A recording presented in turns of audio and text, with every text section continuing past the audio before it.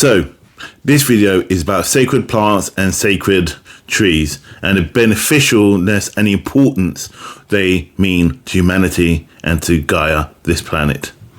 I'll see you shortly.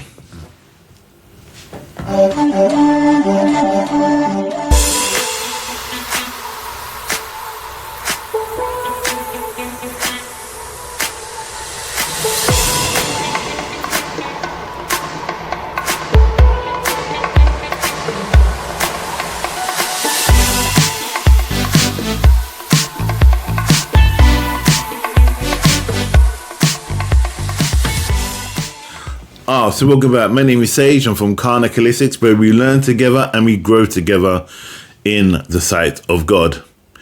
First of all, I like to start with a bit of housekeeping. Can you like, share, and subscribe to the channel? And also, don't forget to hit that golden bell, that bell, in order to give you notifications upon any videos I do moving forward, as I'm doing a lot more videos that are coming up in the next couple of weeks. So today is about chapter 2, which is about trees and plants and why they are so sacred.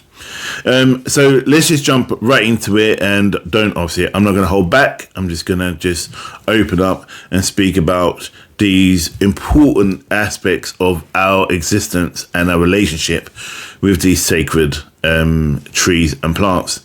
So the first question is, why are they sacred trees and plants? Let me just turn around and say about from different belief systems and also different cultures. And you've got the Druids and the Celtics who are following the oak tree. You've got Norway, which is a hollow tree. Hindus is a papel tree. Africans is the Oko tree, if I got that right. Buddhists is the Bodhi tree. Christians is a fig tree, and North America is the maple tree. And there are many other belief systems. So you've got a willow tree, which most spiritual people do some spells under, and also look at as a fountain of knowledge.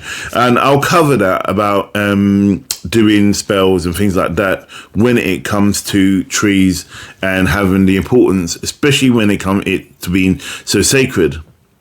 So what can we learn from trees? Well, we can learn so much from trees. If, as you saw from my last video, chapter 1, where I speak about the importance of psychometry, and you can get in touch with a sacred tree. For example, there may be an ancient oak or an ancient tree in a particular area where you may live, or in the forest that you may go to, that if you get in touch with it and you get to know it, it has its own life form and it has its own kind of angels that support it, and it's a living and breathing thing. We all know that, I don't know if you know, but most people know that trees provide oxygen to humanity and to the planet. It's so important that we look after our trees, not just because that they do that, they produce oxygen for us, because they have so much history and they are so beautiful that we underestimate the importance and their power. Let me just tell you about plants, sacred plants. Now, sacred plants, a lot of our medicines have been learnt from plants, and obviously as a herbalist and also as an earth witch and sage, I always work with plants and I also work with earth. So anything I do and I try and link with, and most of my people that do spirit spell work or even just love being in nature know the importance of what having a plant is about, because most of these plants, especially in the rainforest, you've got the people who's lived off of these plants. They use them for living properties, also use them for medicine, not just for medicine, for building homes and things of that nature. And it's important that if we start knocking down trees, we need to replace them ASAP, and not just go and be like a demolition derby and just be knocking these trees down left, right and centre. How can you tell an ancient tree? Basically, an ancient tree, you would find, is probably the tallest tree in the actual forest.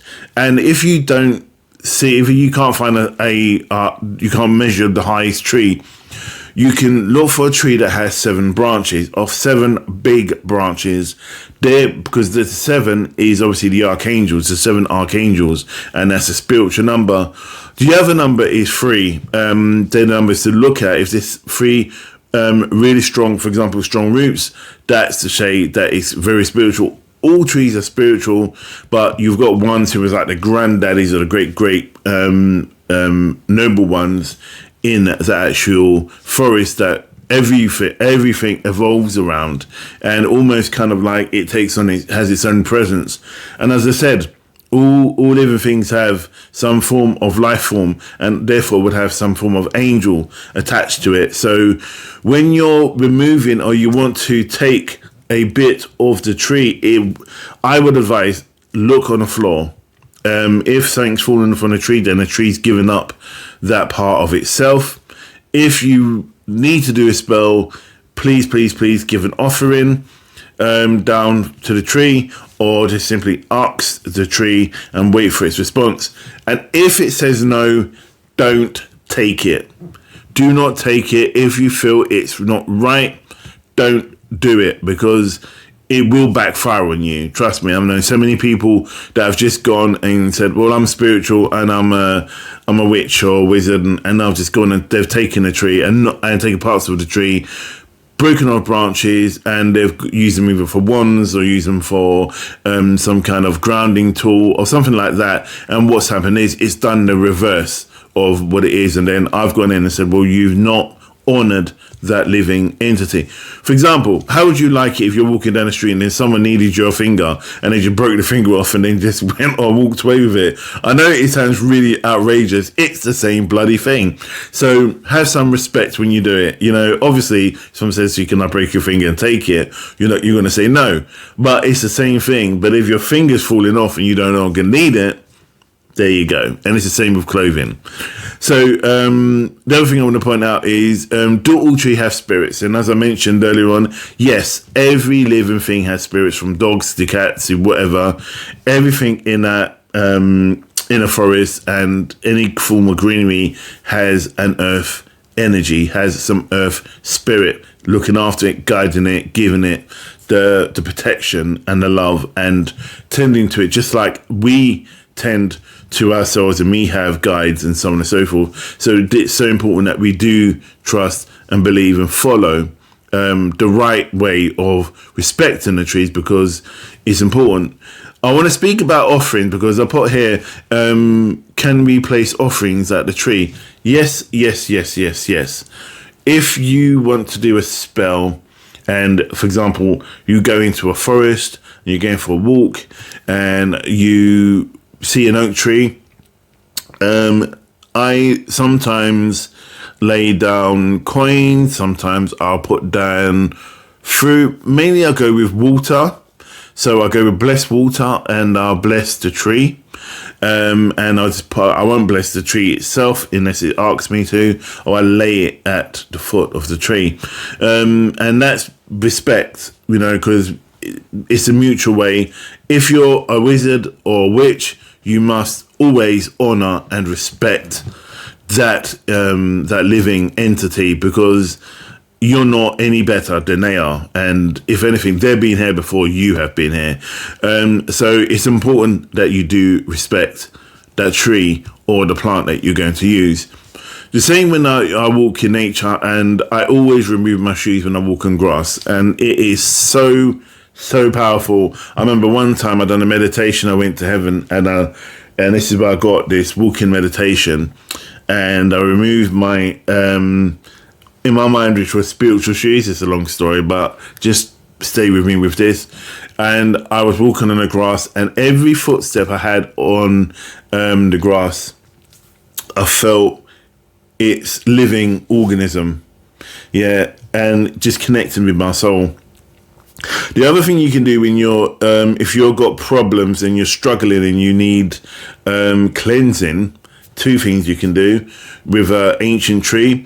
You can, let me start with the grass. You can remove your shoes and root yourself to the grass, and using your root chakra in order to ask in the grass to give you some kind of balance, and root yourself to Mother Earth and Gaia.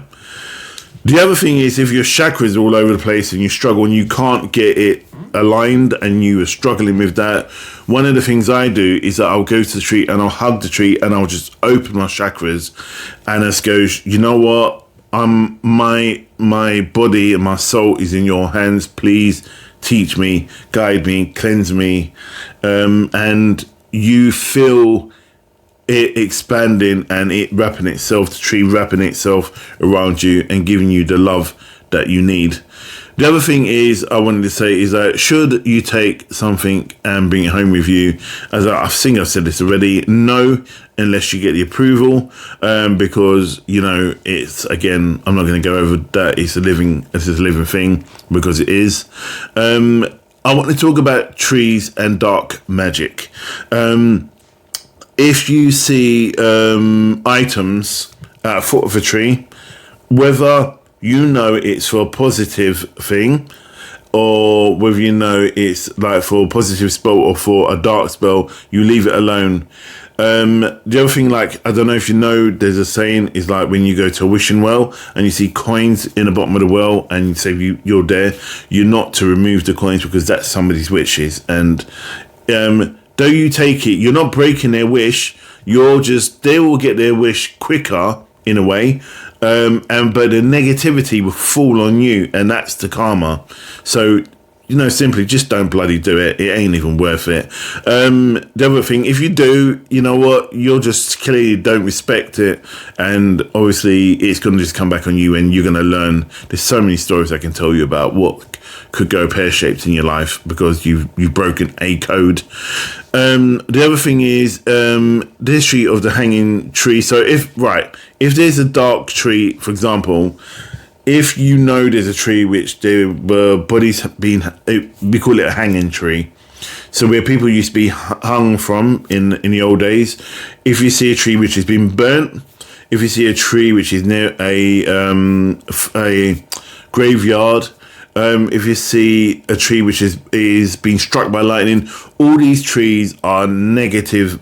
Not negative, yeah, they are negative trees in a way, because the dark entities or the dark wizards or